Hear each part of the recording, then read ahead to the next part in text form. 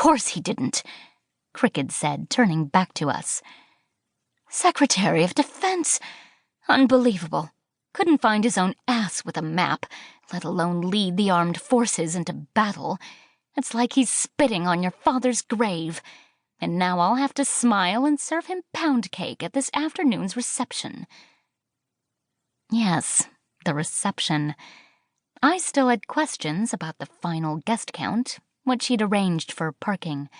Had she given the caterers the check? They'd left me a voicemail that morning, wondering when. Wallace's abrupt squeal of joy interrupted my thoughts. "He made it!" she cried, and Cricket and I spun toward the narthex stairs in time to see Atlas taking them two at a time. My best friend, whom I hadn't seen in close to a year, was back stateside, and the sight of him in his favorite tailored dark blue suit had me teetering close to the edge of grateful, sloppy tears. The months since my father had passed had been grueling, and I'd wished countless times that Atlas hadn't been 3,000 miles away. He reached Cricket's open arms first, bending from the knees to envelop her as she mumbled something about delight and my name, Daisy, into his narrow suit lapel. Then Wallace hugged him tightly and all but threw me into his arms.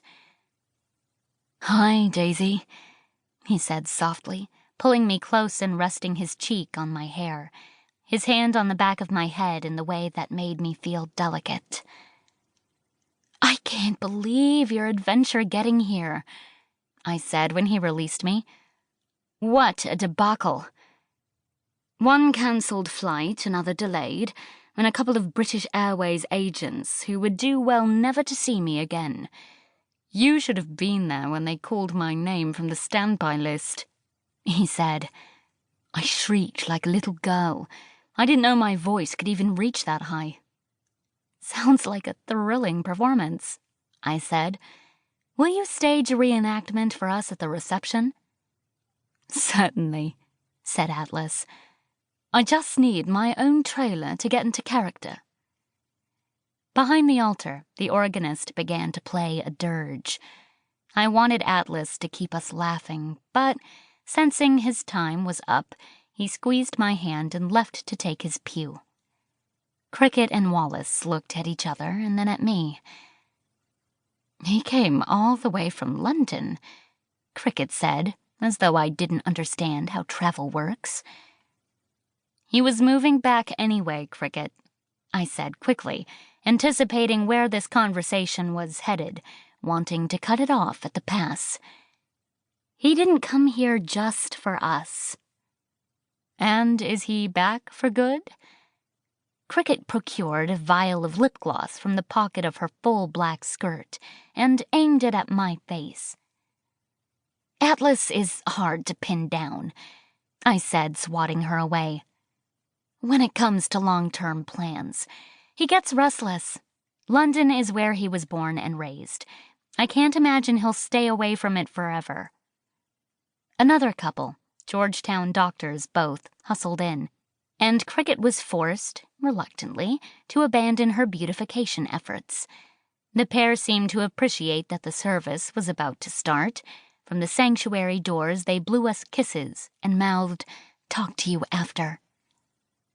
"People leave their hometowns all the time, Daisy," said Wallace, holding her smile and waving. "That's a thing that happens. And anyway, I think the timing is right for you and Atlas." She turned to me, then said bluntly, "Finally." "He has a girlfriend," I reminded her as the last guests receded inside.